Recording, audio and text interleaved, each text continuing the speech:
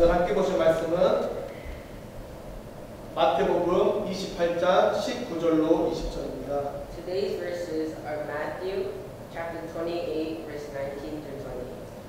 오늘 함께 보실 말씀은 마태복음 28장 19절로 20절입니다. Today's verses are Matthew chapter 28 verse 19 through 20. 우리 한 절씩 한 목소리로 같이 읽겠습니다. We will read each verse in one voice. 그러므로 너희는 가서 모든 민족으로 제자를 삼아 아버지와 아들과 성령의 이름으로 세례를 베풀고 Therefore, go and make disciples of all nations, baptizing them in the name of the Father and of the Son and of the Holy Spirit. 우리 같이 읽겠습니다. 내가 너희에게 분부한 모든 것을 가르쳐 지키게 하라. 볼지어다 내가 세상 끝날까지 너희와 항상 함께 있으리라 하시니라. And teaching them to obey everything I have commanded you. And surely I am with you always, and the every end of the age. 아멘. 오늘 함께 볼 말씀은 서화의 삶 7번째 시간으로 멍에를 메고 살아라는 제목으로 말씀을 나누려고 합니다. 서화의 삶이 무엇입니까? 간단하게 말해서 하나님의 가족으로 우리가 살고 있는 이 시대에 어떻게 빛과 소금의 역할을 감당하며 살아갈 것인가, 그리고 그 성화의 삶을 통해 우리가 하나님의 자녀로 어떻게 빛과 소금으로 살아갈 것인가 결단하는 시간입니다. 그래서 오늘은 무려 7번째 시간으로 멍에를 메고 살아라는 말씀으로 제목을 나누려고 합니다. 여러분, 멍에가 무엇인지 아십니까? 멍에는 밭일을 하는 소의 허리와 머리에 쥐고 있는 그것을 멍에라고 합니다. 멍에를 메고 있으면 소는 누구의 손길대로 움직여야 하나요? 바로 주인의 손길대로 움직여야 합니다. 그래서 예수님께서 우리에게 멍에를 메라고 말씀하십니다. 왜냐하면 그 멍에를 통해 우리가 올바른 길을 갈 수 있고 우리를 올바른 길로 인도하는 수단이 될 수 있기 때문입니다. 멍에를 메면 얼마나 불편합니까? 나는 오른쪽으로 가고 싶지만 예수님은 왼쪽으로 가라고 때로는 타이를 시고 때로는 책찍질하시고 때로는 우리를 보살피시는 그 예수님을 볼 수 있습니다. 그럼 성경에서 우리의 멍에를 메고 살아간다는 것은 무엇을 의미할까요? 한 가지 예를 들어보겠습니다. 많은 크리스천들이 로마 시대에 많은 핍박과 수치와 고통과 고난을 당했습니다. 그런데 가장 어려운 게 있었는데 그들의 인사법이었습니다. 우리는 만나면 뭐라고 인사하죠? 안녕하세요. 일주일 동안 잘 지내셨나요? 일주일 동안 평안하셨나요? 이렇게 하는데 로마 시대에는 이렇게 합니다. 가이사는 주님이십니다. 그럼 상대편 역시 가이사는 주님이십니다. 이렇게 인사합니다. 당시에 주라는 호칭은 오직 가이사에게만 붙일 수 있었습니다. 그럼 여러분이 그리스도입니다. 그리고 많은 그리스도인들이 예수님을 나의 주인으로, 나의 주님으로 모시고 사는데 로마인이 나에게 오면서 가이사는 주님이십니다 라고 인사하면 어떻게 대답해야 할까요? 참 쉽지 않았을 것입니다. 아마도 인사를 나눌 때마다 그들이 어떤 사람과 인사를 하려고 하는 그 순간마다 자신들의 신앙을 점검하는 시간이었고, 때로는 목숨의 위협 앞에, 때로는 사람들의 조롱 앞에, 때로는 사람들의 수치 앞에 나의 신앙을 고백하는 그런 시간이었을 것입니다. 예수님은 나의 주인입니다. 이 고백을 한다고 많은 사람들이 질타했을 것입니다. 그런데 요즘 시대는 어떻습니까? 언제든지 나는 크리스찬입니다. 나는 기독교인입니다. 나는 예수님을 믿는 사람입니다. 라고 고백할 수 있는 시대입니다. 그런데 우리의 삶은 어떻습니까? 사실 제가 목사이지만 참 목사라는 게 부끄러울 때가 너무나도 많습니다. 사기쳤다, 거짓말했다, 이 말했다 저 말했다 한다, 돈을 유용한다 등등 너무나 안 좋은 소식들이 기독교 안에 그리고 교회 안에 일어나고 있다는 것입니다. 너무 예수님을 믿기 이 좋은 시대인데 왜 우리가 이렇게 되었을까요?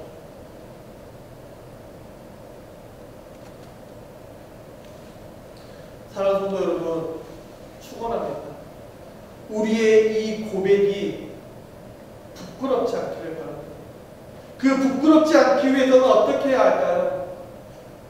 나의 삶을 통해 그 증거가 나타나야 되고 나의 삶을 통해 증인으로서의 삶을 살아야 합니다. 제가 한국교회에서 8년, 이민교회에서 12년 목회를 하면서 교회 안에 허수, 허세, 무리들이 참 많다는 것을 알았습니다. 즉, 속빈강정, 빈수레가 요란한 사람들이 너무 많다는 것입니다. 정말 많은 교회들이 부흥운동이라는 그 목표를 향해서 선동하고 책찍질하면서 내실보다 외형을 키우는 일에 집중하고 있다는 것입니다. 비유하면 우리 몸은 지금 비만 상태인데 내 안에 건강, 내 안에 간 수치, 내 안에 콜레스테롤, 내 안에 심장은 현재 무리가 되어서 거대한 과체중의 사람들이 움직이는 것과 같다는 것입니다. 이것을 다시 교회 안으로 가져 들어오면 교회 안에 무늬만 크리스찬, 무늬만 예수님을 믿는 사람들이 너무나 많다는 것입니다. 사랑하는 성도 여러분, 진짜 제자가 되어야 합니다. 제자가 되려는 것은 나의 이익을 따라, 나의 욕심을 따라, 나의 욕정을 따라 움직이는 게 아니라 지난주에 말씀을 나누었듯이 십자가의 구조선의 기능과 역할을 따라 살아야 한다는 것입니다. 그런데 지금 교회는 어떻게 됐습니까? 십자가의 구조선으로서의 역할보다 관광하는 유람선처럼 그 안에 들어가 즐거워하고 서로의 상호작용을 하면서 서로의 비즈니스를 도와주고 나의 비즈니스를 위해서 하는 경우가 얼마나 많은지 모릅니다. 복음을 전하고 나누어야 하는 교회가 자신의 취미를 따라, 목적을 따라, 때로는 이해관계를 따라 모이고 흩어지는 것이 문제라는 것입니다. 도대체 왜 이런 현상들이 일어날까요? 우리는 이것을 세 가지 관점으로 볼 수 있습니다. 첫 번째로, 교회 안에 복음이 없습니다. 교회는 복음을 뺀 나머지 모두 바꿀 수 있어야 합니다. 그런데 지금 어떻습니까? 복음 외의 것은 전혀 바뀌지 않습니다. 그런데 복음이 바뀌었습니다. 자신의 이익을 따라, 자신의 욕망을 따라 복음이 바뀌고 있다는 것입니다. 저희 교회가 10월 달에 소풍을 갑니다. 기억하시죠? 그리고 교회 페이스북에 올려놓고 교회 유튜브에 올려놨더니 어떤 분이 저에게 질문합니다. 목사님, 예배는 언제 어디서 어떻게 드리고 소풍을 가나요? 그래서 제가 그랬습니다. 예배요? 현장에서 드리죠. 그랬더니 예배는 어디서 드려야 한다고요? 예배당에서 드려야 한다고 저를 이상한 사람 취급하는 것입니다. 그래서 제가 그분에게 이렇게 말씀드렸습니다. 예수님이 십자가에 죽으시고 부활하신 후에 우리 스스로가 교회입니다. 그리고 그 교회가 모인 우리가 공동체입니다. 이 공동체가 함께 하나님이 지으신 자연을 보고 그 자연에서 자연과 더불어 예배드리고 웃고 행복하면 하나님도 기뻐하지 않으실까요? 그랬더니 아무런 말씀도 하지 않으셨습니다. 당연히 장소가 중요합니다. 시간도 중요합니다. 그리고 사람도 중요합니다. 하지만 소풍은 우리가 우리의 똑같은 일상을 벗어나 하나님이 지으신 자연을 보면서 하나님의 섭리를 경험하는 시간입니다. 그래서 여유롭고 넉넉한 마음으로 가야 하는 것입니다. 그리고 그 안에서 즐겁고 행복하면, 그리고 하나님의 그 지으신 자연을 보며 하나님의 섭리를 경험하면 그것으로 만족한다는 것입니다. 사랑하는 성도 여러분, 시간과 장소 그리고 사람 때문에 불편하십니까? 감당하시기 바랍니다. 왜냐하면 복음이 가장 중요하기 때문입니다. 복음이 우리를 살리는 것이고 복음이 우리를 살 수 있게 만드는 것입니다. 두 번째로, 교회 안에 양육이 없습니다. 자녀를 낳으면 어떻게 하죠? 사람 구실할 때까지 키워야 합니다. 때로는 어구 잘했다, 때로는 때로는 채찍질할 수 있어야 합니다. 왜냐하면 바른 길로 갈 수 있도록 돌보 주어야 하기 때문입니다. 우리 그리스도인도 마찬가지입니다. 우리는 예수님을 그리스도로 고백한 자들입니다. 그래서 우리의 신분이 바뀌었습니다. 신분이 바뀌었다는 것은 세상의 사람들이 우리에게 기대하고 요구하는 것들이 바뀌었다는 것입니다. 그럼 어떻게 그 기대와 요구에 대응하며 살아갈 수 있습니까? 가장 좋은 방법은 교회에서 롤모델을 찾고 그분의 삶을 따라 살아가도록 그분을 따라 사는 것입니다. 즉, 내가 잘 모르겠습니다. 내가 교회 처음 나와서 잘 모른다? 그러면 한 분을 롤모델로 삼으십시오. 그리고 그분이 예배에 참석하는 모습을 보고 따라 참석하고, 그분이 기도하는 모습을 보고 기도하고, 그분이 봉사하는 모습을 보고 봉사하고, 그분이 헌신하는 모습을 보고 헌신하고, 그분이 헌금하는 모습을 보고 헌금하는 것입니다. 그런데도 도저히 모르겠다. 그러면 남자분들은 저에게 찾아오시고 여자분들은 저의 아내에게 조언을 구하시기 바랍니다. 저희 시간, 저희의 핸드폰은 언제든지 열려 있습니다. 합당한 양육을 받기 위해서 찾으시고 두드리시고 구하는 우리 모두가 되기를 축원합니다. 교회는 여러분을 향해 언제나 열려있고 양육할 준비가 되어 있습니다. 우리는 주님 안에서 하나의 가족, 하나의 공동체, 그리고 그 안에서 기뻐하고 즐거워하고 행복한 우리가 되기를 축원합니다. 셋째로, 십자가의 구조선 기능과 소명을 잃어버렸습니다. 믿지 않는 세상 사람들이 긴급한 상황에서 구조선이나 911을 찾습니다. 그런데 지금 없다는 것입니다. 지금 울부짖으며 도움을 요청하는데 도와줄 구조선이 없다는 것입니다. 사랑하는 성도 여러분, 여러분이 구조선이 되시기를 축원합니다. 여러분이 속한 미라클 공동체가 십자가의 구조선이 되기를 축원합니다. 주위를 잘 살펴보시기 바랍니다.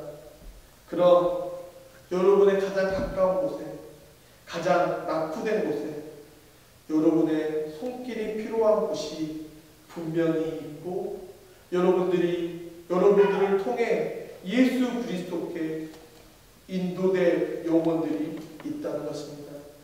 우리는 이 세 가지 문제를 살펴보았습니다. 우리가 문제 제기만 하고 방법이 없으면 안 됩니다. 우리는 항상 방법을 가지고 있어야 합니다. 예수의 제자가 되는 것입니다. 제자 훈련을 하면서 어떤 교회의 제자, 어느 목사님의 제자, 어느 성도의 제자가 아니라 예수님의, 예수 그리스도의 제자가 되어야 한다는 것입니다. 마태복음 28장 19절에 그러므로 너희는 가서 모든 민족으로 제자를 삼아 아버지와 아들과 성령의 이름으로 세례를 베풀고, 여기서 말하는 제자를 만들고 make discipleship은 우리의 정체성입니다. 우리는 예수님의 제자가 되어야 합니다. 믿지 않는 성도들이 예수님의 제자가 될 수 있도록 징검다리의 역할을 해주어야 합니다. 그런데 많은 사람들이 오해하는 것이 있는데, 제자 훈련을 통해서 누군가의 제자가 아닌 예수님의 제자가 되어야 한다는 것입니다. 우리의 모든 시간을 들여서 이루어야 하는 목적이고, 우리가 마지막 그 꼬린 지점이 예수님의 제자가 되는 것입니다. 그 목적을 이루는 과정에서 목적지에 다다르는 과정에 부흥이 따라오는 것이지, 우리가 부흥을 따라가기 위해 제자가 되고 제자를 만드는 것이 아니라는 것입니다. 그래서 우리 삶의 실적인 부흥은 사단의 권세에 매여 있어서 매일매일 나락에 빠지고 매일매일 외롭고 매일매일 괴로운 인생의 운전대를 내가 움켜쥐고 가는 것이 아니라 예수님께 양보하고 예수님께 내어드리고 예수님이 운전할 수 있도록 맡기는 것, 그것이 우리의 진정한 부흥이라는 것입니다. 그 작업을 통해 우리가 진짜 예수님의 제자가 되면 그 모습을 통해 부흥을 경험할 수 있다는 것입니다. 제자가 되는 것은 나의 성경적, 신학적 지식을 키우는 것이 아닌 예수 그리스도의 성품, 인격, 그리고 예수님의 시선으로, 예수님의 발걸음으로, 예수님의 손길로 세상을 바라보는 것입니다. 그래서 예수님을 믿는 우리는 모두 예수님의 제자가 되어야 합니다. 그럼 성경은 제자를 무엇이라고 말합니까? 제자의 원어적 의미는 헬라어로 마세테스라고 말합니다. 이 마세테스라는 단어의 의미는 온 인격과 마음을 어느 곳에 모아서 최선을 다하고, 즉 무엇이든 그것이 익숙하도록 배우는 것, 그것을 마세테스라고 합니다. 간단히 말해서 스승과 제자의 관계 가운데 쓰여지는 단어가 바로 마세테스입니다. 우리가 제자와 스승과의 관계 가운데 스승은 제자에게 무엇을 가르치고 제자는 스승에게 무엇을 해야 합니까?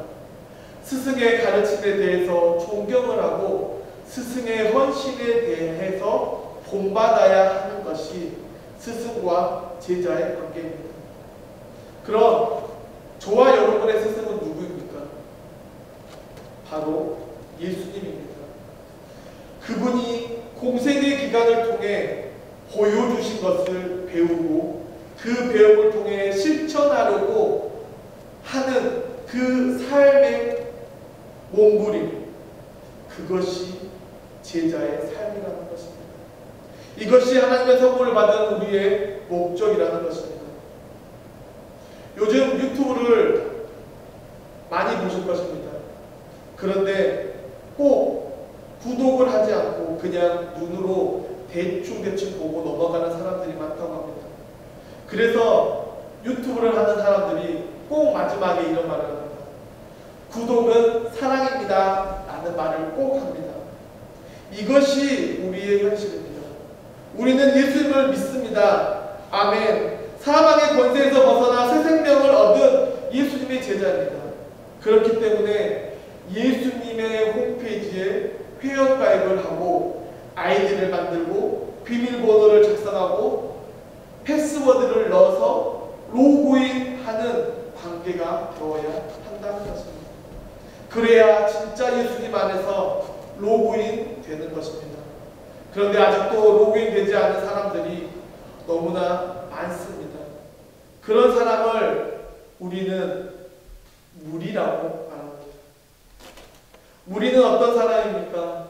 예수님 때문에 고난당하고 수치당하고 손해보는 것을 피하고 자신의 이익을 위해, 자신의 이해관계를 위해 예수님을 따르는 사람들을 무리라고 합니다. 그래서 예수님은 하나님의 나라의 비밀에 대해서 설명하실 때에 무리들에게 설명하지 않고 예수님의 제자들에게만 알려주셨습니다. 예수님은 하나님 나라의 비밀에 대해서 얘기할 때에 무리들에게는 상징으로 예시로 그들에게 설명했지만 제자들에게는 하나 예수님의 삶을 통해, 예수님의 생활을 통해, 예수님의 모습을 통해 그대로 보여주었다는 것입니다. 사랑하는 성도 여러분, 여러분은 무리가 되시겠습니까? 제자가 되시겠습니까? 고민할 것 아닙니다. 우리는 예수님의 제자가 되어야 합니다. 혹시라도 고민이 된다면 여러분의 믿음을, 여러분의 신앙을 다시 한번 점검해 보시기 바랍니다. 그리고 회개하시고 결단하는 역사가 있기를 간절히 축원합니다. 그래서 마태복음 28장 19절을 통해 우리에게 예수님의 제자로 헌신하고 그것을 전하라고 명령하고 있는 것입니다. 제자의 성경적인 개념은 무엇일까요? 우리는 이것을 5가지로 볼 수 있습니다. 첫째로 제자는 배우는 자입니다. 마태복음 11장 29절에 나는 마음이 온유하고 겸손하니 나의 멍에를 메고 내게 배우라. 우리가 예수님의 제자로 배우기 위해서는 무엇을 해야 된다고요? 나의 멍에를 메고 배워야 합니다. 멍에를 메면 어떻게 되죠? 내 마음대로 갈 수 없습니다. 나는 오른쪽으로 가고 싶은데 예수님이 자꾸 왼쪽으로 당깁니다. 얼마나 힘이 듭니까? 그런데 예수님은 우리가 다른 길로 가지 않기를 바라시는 마음으로 우리가 올바른 길로 인도하시기 위해 우리에게 멍에를 메라고 말씀하십니다. 십자가에서 예수님이 보여주신 그 사랑, 그 은혜를 세상에 멍에를 통해 보여주라는 것입니다. 어떻게 해요? 나의 삶을 통해서, 손해보는 삶을 통해, 조금 불쾌하지만 미련한 마음으로, 조금 손해보지만, 조금 어렵지만 내어주는 마음으로 배우라는 것입니다. 왜냐하면 예수님도 십자가 위에서 나 때문에 수치당하시고 고난당하시고 고통당하셨기 때문입니다. 두 번째로 제자는 스승의 가르침을 따르는 자들입니다. 누가복음 9장 23절에 또 무리에게 이르시되 아무든지 나를 따라오려거든 자기를 부인하고 날마다 제 십자가를 지고 나를 따를 것이니라. 아멘. 예수님이 제자에게 무엇을 명령하십니까? 나를 따라오라고 명령하십니다. 무엇을 가지고요? 나의 십자가를 가지고. 그런데 어떤 마음으로 따라야 할까요? 자기를 부인하고, 즉 제자가 스승에게 배우기 위해서는 어떻게 해야 되죠? 내가 가지고 있는 생각, 내가 가지고 있는 의견, 내가 가지고 있는 욕심, 내가 가지고 있는 편견을 버리고 스승이 주는 가르침대로 살아야 한다는 것입니다. 여러분, 왜 일본에 우동 맛집이 그렇게 많은지 아십니까? 그 가게에 레시피가 10년, 20년, 30년, 100년이 지나도 세대에서 세대로 이어지기 때문입니다. 그래서 전통을 가지고 맛집이 되는 것입니다. 우리 예수님의 제자가 되는 것도 마찬가지입니다.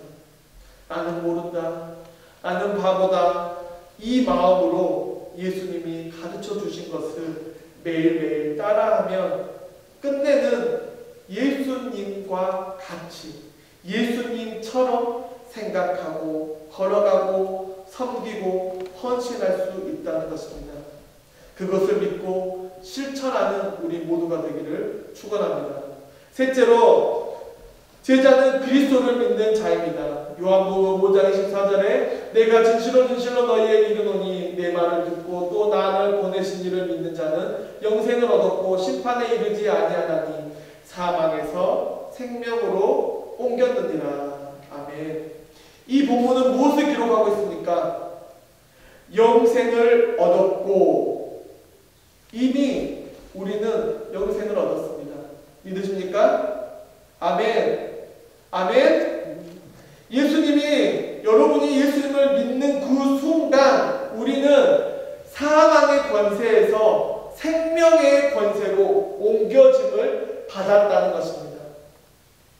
속된 말로 내가 아무리 실수하고 내가 아무리 큰 죄를 지어도 우리의 구원은 절대 변경되거나 취소되지 않습니다. 이를 신학적으로 견인이라고 말합니다. 하나님께서 우리를 초대하셔서 그 초대에 한 번 참석한 사람은 끝까지 그 약속을 지켜주신다는 하나님의 의지를 표현하는, 의지를 나타내는 단어가 바로 하나님의 견인입니다. 그래서 십자가에 죽으시고 3일 만에 부활하시고 다시 승천하신 후에 누구를 보내셨죠? 성령님을 우리에게 보내주셨습니다. 우리 안에서 성령님이 계십니다. 그분이 우리의 삶을 인도하십니다. 그래서 우리는 스승에게 배우고 실천하기 위해 노력하지만 그렇게 되지 않을 때에 성령님을 의지하고 성령님이 미루시고 끄시고 강권하시는 역사를 맛보아야 한다는 것입니다. 그래서 우리는 제자가 되는 삶을 살아가야 한다는 것입니다. 그런데 참 아이러니한 것은 우리는 분명히 우리의 꿀인 지점은 정해져 있습니다. 그런데 무슨 차이가 있습니까? 꿀밤을 한 대 맞고 끌려갈 것인가? 꿀밤을 10대 맞고 끌려갈 것인가? 이것의 차이입니다. 부디 삼위일체 하나님의 좋은 말로 우리를 타협하실 때 순종하고 결단하는 우리 미라클 공동체 되기를 바랍니다. 네 번째로, 제자는 서로 사랑하며 섬기는 자입니다. 마가복음 10장 45절에 인자가 온 것은 섬김을 받으려 함이 아니라 도리어 섬기려 하고 자기 목숨을 많은 사람의 대속물로 주려 함이니라. 아멘. 예수님이 이 땅에 오신 목적은 하나입니다. 사람의 대속물로 주려 함이라. 무엇을 아끼지 않고요? 자기 목숨을 아끼지 않고. 예수님이 이 땅에 오신 정체성이자 우리에게 요구하신 명령입니다. 이것은 요한복음 13장에 나타난 예수님이 죽으시기 마지막 날에 제자들의, 사랑하는 제자들의 발을 씻기면서 뭐라고 말씀하시죠? 너희도 이같이 행하라. 이와 같은 명령입니다. 우리도 할 수 있습니다. 시작도 하지 않았는데 지려 겁먹고 움직이지 않는다? 아닙니다. 예수님도 하셨고 예수님이 명령하시기 때문에 우리도 할 수 있습니다. 왜냐하면 성령님과 우리는 하나의 덩어리입니다. 그 이유는 예수님의 제자는 대단한 능력, 기적을 보여준 사람이 아니라 예수님이 보여주신 그대로 겸손으로 섬기고 완벽하게 순종하고 온유한 마음으로 낮은 곳에서 헌신하는 사람들이기 때문입니다. 그저 예수님이 먼저 가신 그 발자취를 따라 그냥 가면 되는 것입니다. 마지막으로 다섯 번째로 제자는 세상으로 보냄받은 자입니다. 요한복음 17장 18절에 아버지께서 나를 세상에 보내신 것 같이 나도 그들을 세상에 보내었다. 여기서 아버지는 누구입니까? 아버지는 하나님입니다. 하나님은 세상에 누구를 보내셨죠? 나 예수 그리스도를 세상에 보내셨습니다. 그리고 예수님은 누구를 보내셨죠? 예수님은 저를, 여러분들을 세상에 보내셨습니다.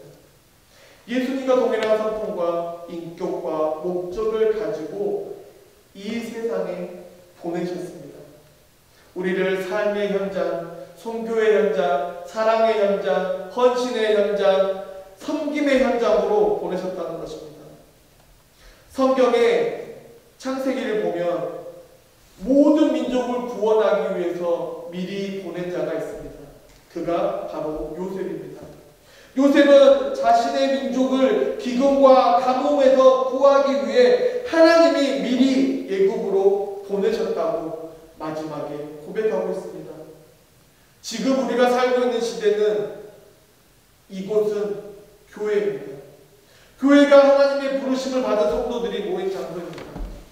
교회를 통해 제자들이 만들어집니다. 사랑하는 성도 여러분, 이 다섯 가지 개념을 기억하시길 바랍니다. 첫째로 제자는 배우는 자입니다. 둘째로 제자는 그의 가르침을 따르는 자입니다. 셋째로 제자는 그리스도를 믿는 자들입니다. 넷째로 제자는 서로 사랑하며 섬기는 자입니다. 다섯째, 제자는 세상으로 보냄을 받은 자입니다. 외우시기 바랍니다. 이것은 마치 나무와 같습니다. 나무가 잘 자라기 위해서는, 이 제자로서의 삶을 살아가기 위해서는 영양분이 필요합니다. 그 영양분이 바로 말씀과 기도와 성령의 기름 부으십니다. 우리는 예수님의 제자가 되기 위해 목적은 그리스도의 인격과 성품으로 성숙된 삶을 살아가는 것입니다. 하나님은 우리를 벌거벗은 모습으로 구원받기를 원치 않으십니다. 그래서 우리가 예수님을 닮아가도록 성령님과 동행하며 성화의 삶을 살아가는 것입니다. 그 안에서 서로가 서로를 향해서 부딪히고 상처 주고 사랑하고 위로하며 제자가 되는 것입니다. 저는 막 결혼한 신혼부부들에게 이런 말을 합니다. 열심히 싸우십시오. 열심히 싸우십시오. 대신에 꼭 한 침대를 쓰십시오. 라고 말합니다. 왜냐하면 그 싸움을 통해 사랑이 성장하고 위로받고 상처를 감싸주기 때문입니다. 그러면서 하나님의 나라를 들어가기 위해 성화의 삶을 마치는 것입니다. 그래서 저는 우리의 삶에 이 단어, 저는 우리의 삶을 이렇게 표현한 걸 참 좋아합니다. 저는 아직 공사 중입니다. 공사 중 불편을 드려 대단히 죄송합니다. 운전을 하고 돌아다니면 공사 중인 건물을 보게 됩니다. 어떻습니까? 어떤 모습으로 완공될지 몰라서 때로는 기대하고 때로는 실망하고 때로는 간절히 소망합니다. 그렇게 우리는 지금 만들어져 가고 있는 것입니다. 사도행전 1장 8절에 오직 성령이 너희에게 임하시면 너희가 권능을 받고 예루살렘과 온 유다와 사마리아와 땅끝까지 이르러 내 증인이 되리라 하시니라. 왜 사도행전에 이 명령으로 시작됩니까? 바로 사도행전 28장 31절 하나님의 나라를 전파하며 주 예수 그리스도에 관한 모든 것을 담대하게 거침없이 가르치더라. 왜 사도행전이 이 말씀으로 마칠까요? 아직도 요한계시록에 기록된 구원에 이르기 위한 예정된 충만한 수가 하나님께 돌아오지 않았기 때문에, 하나님의 마지막 날이 유예되었기 때문에 우리는 땅끝까지 이르러 증인이 되는 삶을 살아야 하는 것입니다. 하나님이 이 명령이, 하나님의 사명이 저와 여러분에게 주어졌음을 믿으시고 그 명령을 이루기 위해 남은 평생을 하나님의 제자를 만드는 일에 우리 모두 헌신하시고 섬기시는 우리 모두가 되기를 간절히 축원합니다. 기도하겠습니다. 우리는 예수